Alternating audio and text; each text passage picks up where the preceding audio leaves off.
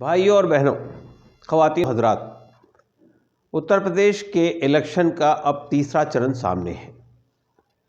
उत्तर प्रदेश की जनता के सामने इलेक्शन में भाग लेते वक्त में चंद बुनियादी बातें रहनी चाहिए।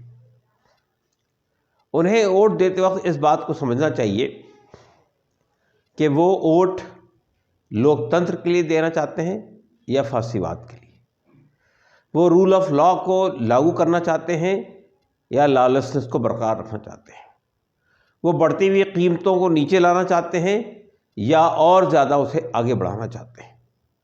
वो महिलाओं पर जो अत्याचार होता रहा है उसको ख़त्म करना चाहते हैं और महिलाओं को एक डिग्निफाइड लाइफ के लिए एक ऐसा वातावरण दस्तयाब मुहैया कराना चाहते हैं या फिर उसी माहौल को बाकी रखना चाहते हैं। उनके सामने ये सवाल भी रहना चाहिए कि हमारा देश एक प्लूरल सोसाइटी है।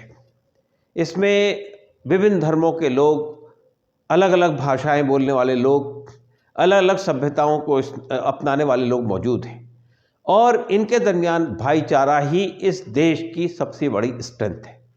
लेकिन अगर इस भाईचारे को ठेस पहुंचा दी गई तो आप सोच सकते हैं कि देश का कितना बड़ा नुकसान होगा। पिछले कई दिनों से देश के अलग अलग भागों में, खुद उत्तर प्रदेश के अलग अलग हिस्सों में धर्म संसद के नाम से जिस तरह की भाषा का प्रयोग किया गया, जिस तरह के नारे लगाए गए, जिस तरह की उत्तेजनिक स्पीचेस दी गई, जिस तरह से नरसंहार की बातें की गई, जेनोसाइड की बातें की गई, उससे ऐसा लग रहा है कि अगर वही ताकतें दोबारा इक़्तिदार में आ जाएं, दोबारा पावर में आ जाएं, तो देश के अंदर और ख़ास तौर से उत्तर प्रदेश के अंदर एक ऐसा वातावरण, एक ऐसा माहौल पैदा होगा जिससे इस बात का अंदेशा है और ख़तरा है कि शायद हम एक ऐसे राज्य को जिसके अंदर लॉलेसनेस पैदा हो जाए, इनडिसिप्लिन पैदा हो जाए, एक ऐसे राज्य की कल्पना कर सकते हैं। दोस्तों और साथियों, भाई और बहनों, हमारे सामने ये सवाल भी रहना चाहिए कि पिछले 5 सालों में सबसे बड़ा मसला राज्य में भी और देश में भी जो रहा है वो बेरोज़गारी का रहा है। कितने ही नौजवान ऐसे हैं जिनके पास डिग्रियां मौजूद हैं लेकिन उनके लिए जॉब नहीं है।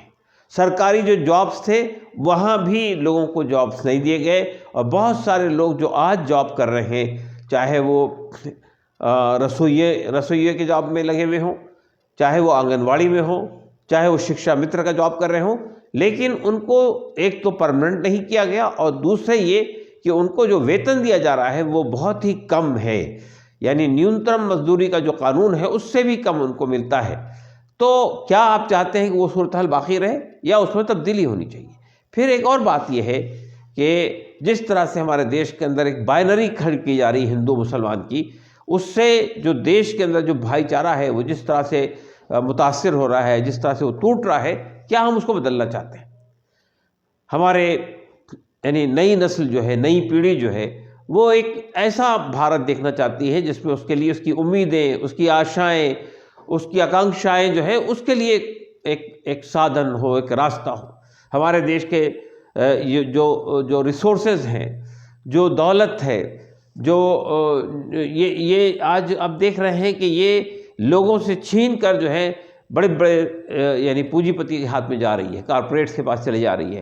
किसान परेशान है, मजदूर परेशान है, औरतें महिलाएं परेशान हैं, नौजवान परेशान हैं।